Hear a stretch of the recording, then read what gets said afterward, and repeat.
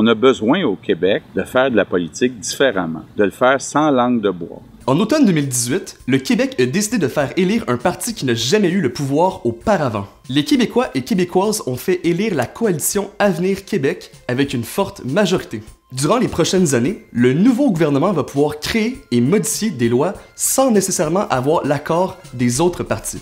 On est donc allé voir ce que notre gouvernement nous réserve pour les prochains mois. Bienvenue à la langue de bois.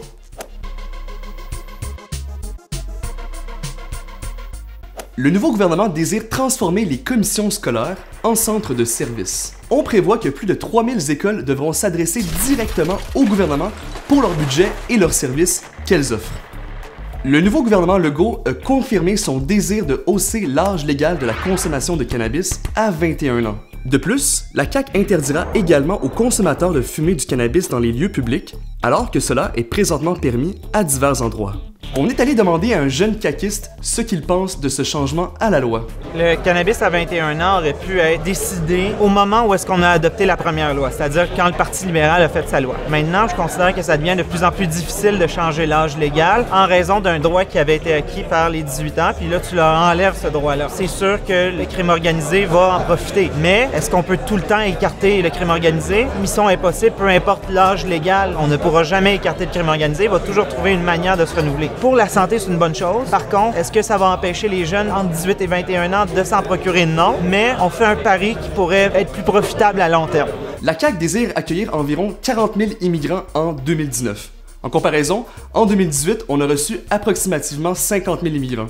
Donc, avec un petit calcul rapide, ça fait quand même une diminution d'environ 10 000 immigrants qu'on devrait recevoir de moins au Québec en 2019. Concernant la fameuse laïcité de l'État, la CAQ désire déposer un projet de loi qui va venir interdire le port de signes religieux, incluant chez les enseignants.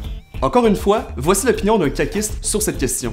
Un sujet que j'aborde très personnellement parce que je suis d'origine égyptienne et puis la religion s'est transposée ici, puis la manière qu'on aborde les signes religieux qui n'est pas du tout la même. En Égypte ou dans tout pays du Moyen-Orient, la religion principale, c'est l'islam. Cette religion-là, elle est politique. C'est que l'État et la religion, c'est une seule chose dans ces pays-là. Il n'y a pas de différenciation entre les deux. Alors, dans certains pays comme la Libye, comme d'autres, on impose la charia à une population qui n'est pas nécessairement hyper croyante et qui n'est pas nécessairement musulman. Dans une société qui se veut démocratique comme au Québec, la religion et l'État doivent être séparés. Il y en a ici qui le portent par choix le voile.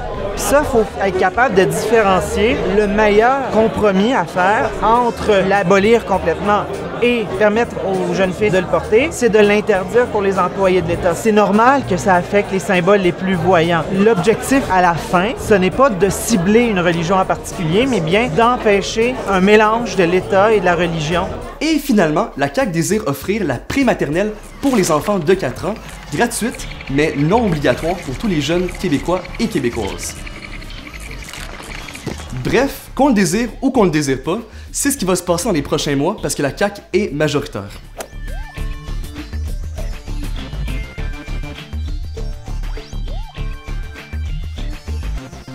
Avez-vous une question pour moi? J'aurais le goût de prendre un café avec vous pour en parler.